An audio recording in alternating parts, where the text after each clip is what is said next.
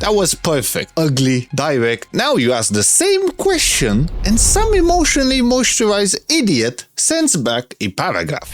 To go forward with that in your own space, but I will be withdrawing my engagement in this current instance. Suddenly, his boundaries need to be respected. His emotional bandwidth is low. He's also protecting his inner peace. I've asked you if you want a beer, not to deliver a TED talk to your emotional bandwidth length seminary. And this is where friendships started to go downhill. And since wording changed, people started using these fancy words to avoid being honest, and basic answers stopped being simple. Rather than telling somebody they are annoyed with you, they're gonna go around this route without ever being honest. One normal bit of tension, and now everybody speaks like they're in a session with their therapist. Once you see this pattern everywhere, you're gonna notice it immediately at universities, work, group chats, in those warm little daytime friendships that look decent from far away, yet disappear the second anything serious lands in the room. Well, this video is not really about that language. It's about the kind of person that's hiding behind the language. Friendship was never supposed to sound safe and polished. It was supposed to sound real, unfiltered. Real friendship is not clean. Sometimes the answer is rough, sometimes it lands badly, sometimes it is annoying. Have a good trip. Bon voyage. Buen viaje.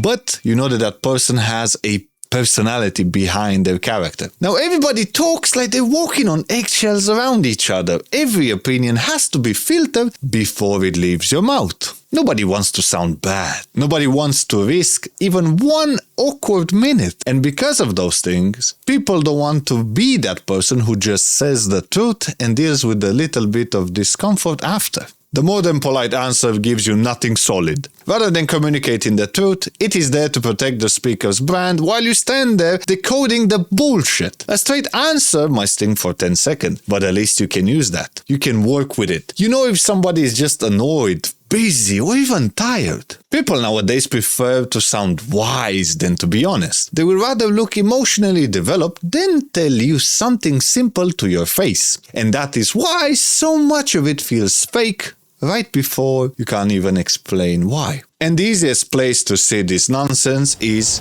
university.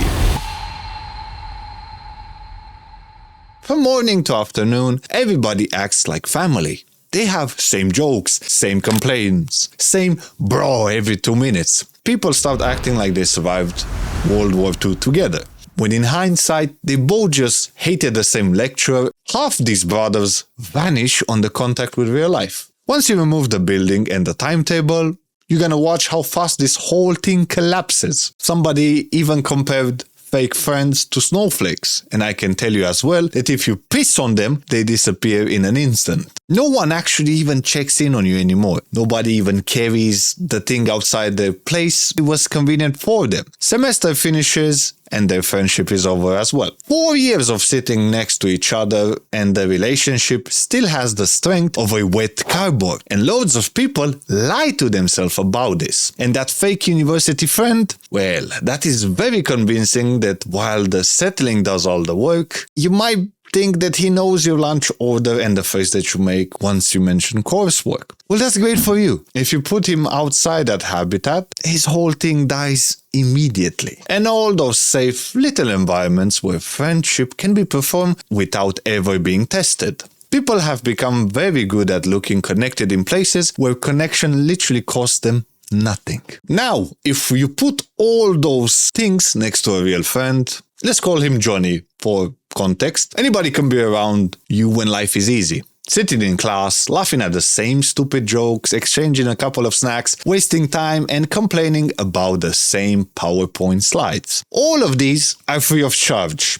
Even fake people can do that. A real friend, though, gets exposed somewhere else. When life gets ugly, when things go badly, when helping you is actually expensive, inconvenient for them, and it makes absolutely no sense on paper. Well, that's where the fake ones start to disappear. Johny didn't. At one point, This idiot drove to 3 countries just to get me because I got kicked out of my ex's house at the time.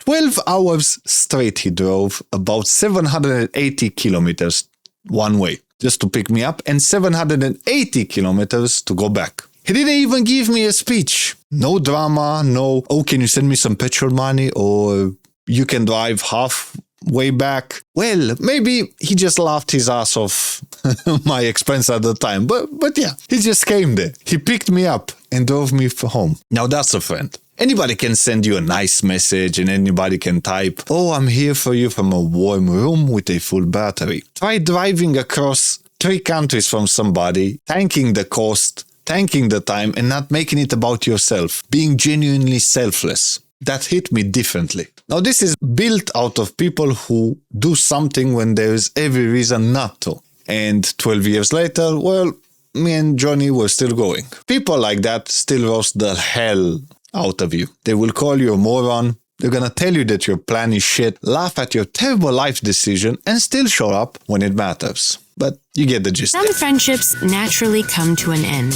Others change.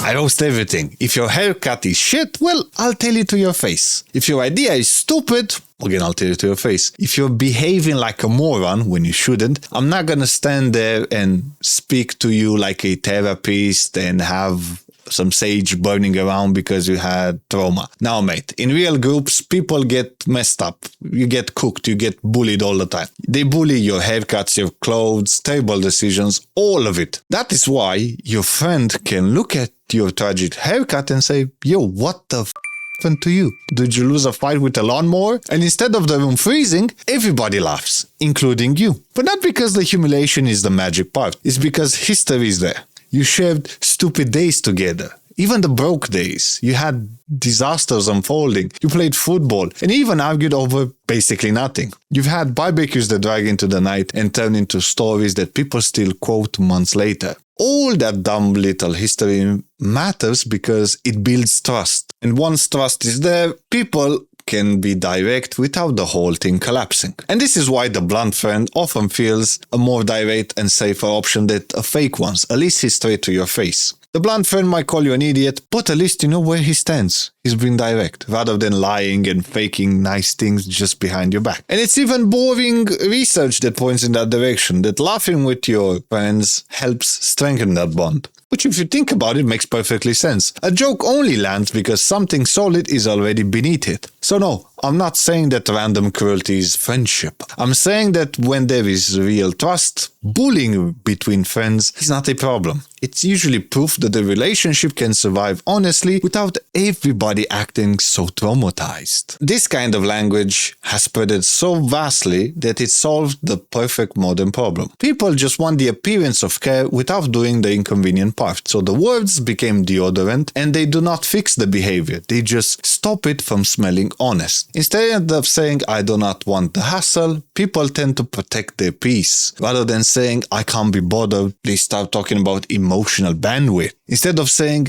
oh, you just annoyed me, they build a whole framework around it so they can sound deep while doing the exact same thing and being selfish as well. And that's how you end up surrounded by people, chats, reaction, and still not have any real friends, despite being surrounded by them. The real problem is not that people learn new words. The real problem is that the words became a substitute for their substance. Loads of people do not want friendships. They want the aesthetic of a friendship and the group chat and the vibe that comes with it. The warm, mushy tone, the occasional check-in. They don't want the ugly part, which is honesty, tension, inconvenience, and you sticking up with people because caring a bit of the mess makes you a better person. And that is why fake friends love that language. Language is cheap at the end of the day, and a real friend is expensive.